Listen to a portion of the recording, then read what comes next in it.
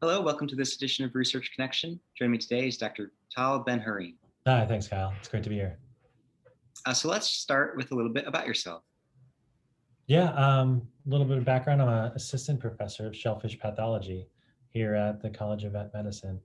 My lab is located on the coast. You can see behind me a little bit. We're in Morehead City. The lab is located on Bogue Sound, and a lot of the work, well, the research that I do in my lab looks at pathogens and disease impacts to fisheries and aquaculture. So we're well placed here on the coast. And you recently got a grant with the North Carolina Fishing Resource Fund, correct? Correct. Yeah, it's an exciting new collaboration. It's tackling a pretty what's turning into a significant issue here in North Carolina.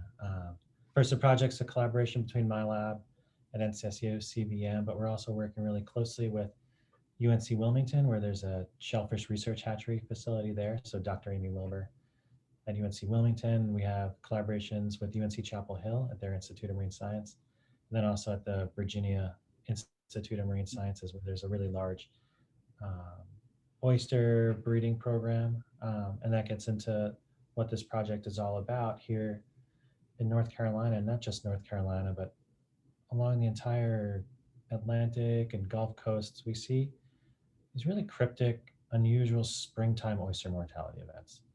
Um, and the reason why I say cryptic and weird, because as a pathologist, we don't see a lot in the way of the things that normally kill oysters.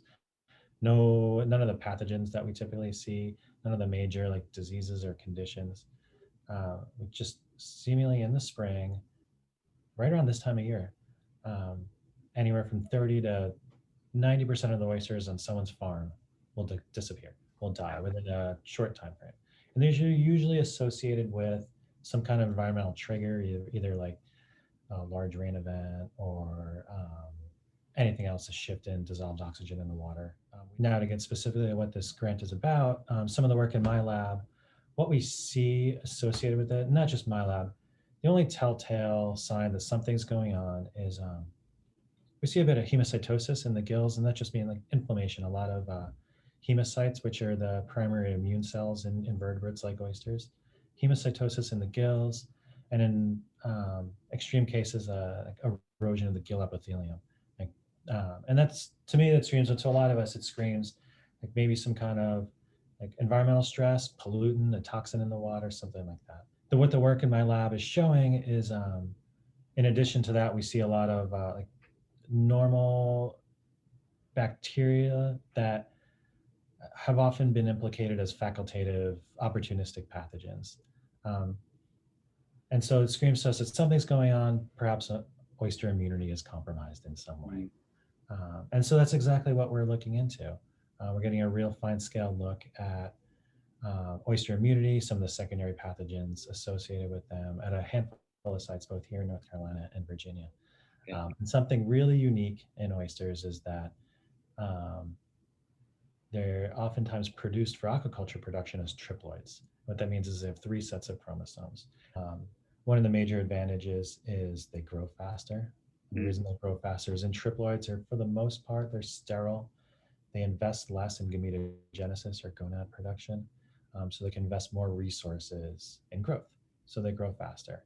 Um, the reason why I bring this up, and this is probably really tied to it, and what we see in triploids, not just here, I see it in my lab, but we see it across the world, anywhere triploids are grown, is really incomplete and irregular gametogenesis. Um, they still put on some gonad. And this is like the seedless watermelon analogy. A seedless watermelon is a triploid, but everyone knows seedless watermelon contain an occasional seed. So they go through some bit of gametogenesis, and oysters are the same thing.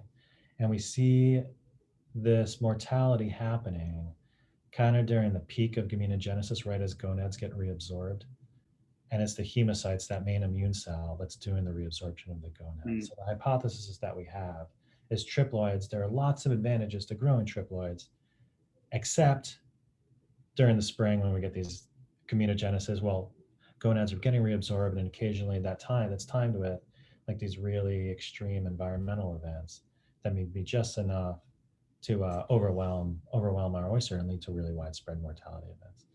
So that's exactly what we're studying across a bunch of sites using both diploid and triploid oysters to really test this hypothesis about changes in gonad status and how that may influence either resistance or susceptibility to environmental stress. I mean, the ultimate goal is to like give growers some information to make better decisions. Like in some areas that say are more prone to environmental stress this time of year. Like, Well, that's great. Well, thank you for sharing. yeah, absolutely. It's great to share with you.